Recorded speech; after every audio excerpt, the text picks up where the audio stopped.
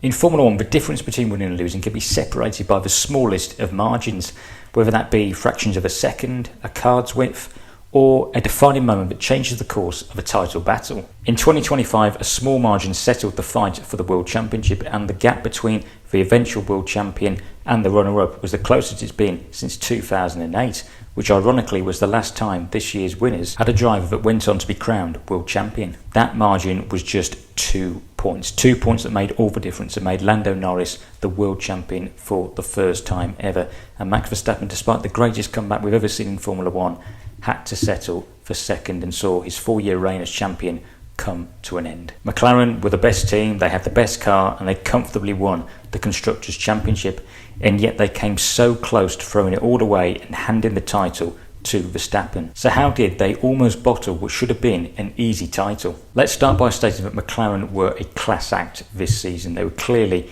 the benchmark for everyone else to try and catch from pre-season testing. The car looked a quicker, sharper, more better version of last year's concept, and the drivers were immediately able to show what it was capable of. So they had everybody turning their heads, and sure enough, they were able to carry this into the season opener, which they won in Melbourne. And in fact, they went on to win 7 of the first 9 races. They were only beaten by Verstappen in both Japan and Imola. But their dominance really came to full flow just before the summer break, because from Austria to Hungary, they didn't just win 4 races in a row, they finished 1-2 in all of those 4 races as well. So not only did they have both drivers well clear in the standings, but McLaren had more than double the points of their nearest challengers Ferrari, who were second at that stage of the season. They would have made it 5-1-2s at Zandvoort had it not been for Norris's late retirement, but everything had been close to perfect. The car was phenomenal, the drivers had been pushing each other hard all season long and were consistently bagging maximum points. The season really couldn't have gone too much better.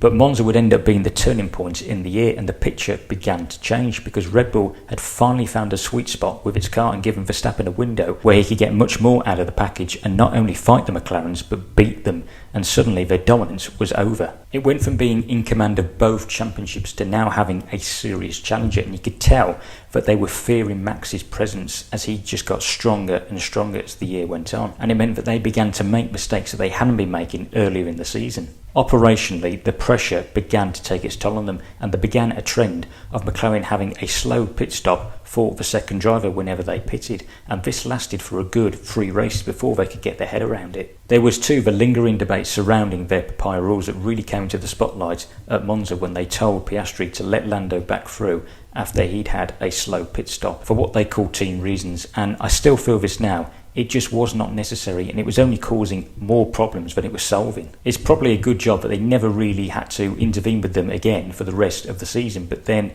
other problems began to creep in that were costing them valuable points and allowing Verstappen to continue eating into their lead. And remember, they had wrapped up the Constructors' Championship in nearly record time with 6 races to go to be exact, which had been nailed on for months, and yet their season was beginning to unravel into chaos. Norris and Piastri then collided on the first lap of the sprint race in Austin in an incident that could have so easily have been avoided. And the problem was that they were just too focused on themselves. They weren't focused on Verstappen, and he was taking full advantage of that, and he could spend an opportunity to make them pay. Let's also be clear that as good as Norris and Piastri are as drivers, they hadn't done enough with the car they'd been given this season. A driver of Verstappen's calibre would not have hit their respective spells of poor form. He would have gone off into the distance had he been driving the McLaren and made this title a certainty. Even so, McLaren did get back on form at a crucial time in Mexico and Brazil, which would end up being their last 2 wins of 2025.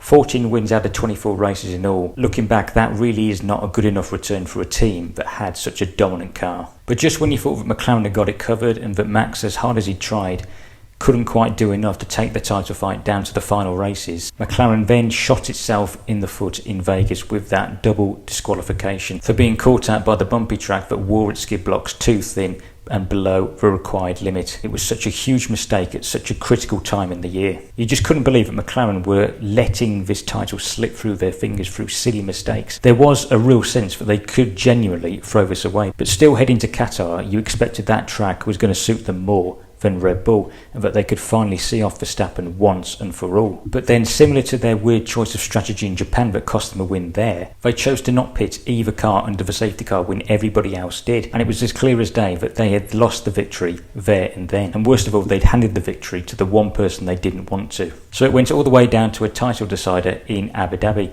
The thought that McLaren could actually blow this put so much more pressure and emphasis on them needing a perfect weekend. And part of me was thinking, what are they going to get wrong this time? But just when they needed to be perfect, they were. The pit stops, the strategy, everything went to plan in that final race, and they just crept over the line to seal their first Drivers' Championship in 17 years.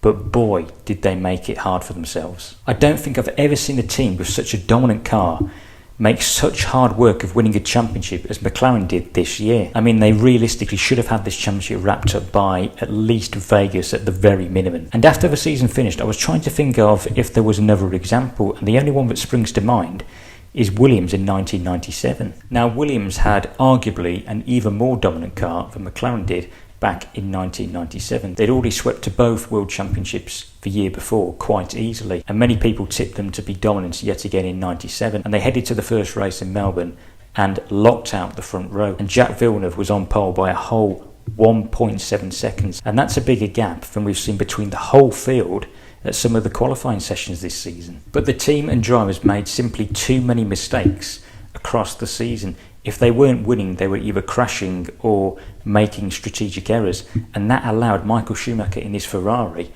to actually look the more likely to take the championship, despite the fact he didn't have as good a car. It went down to that classic title decider in Jerez, and Villeneuve was the one that came out on top after his controversial clash with Schumacher, getting over the line with a damaged car to become the world champion.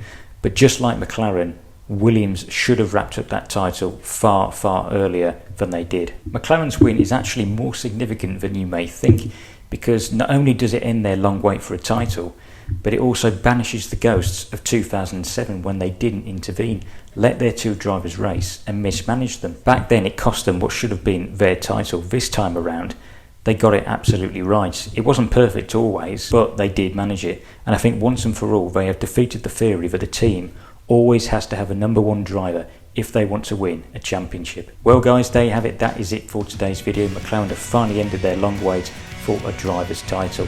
If you are new around here, don't forget to like the video, and please do subscribe to the channel.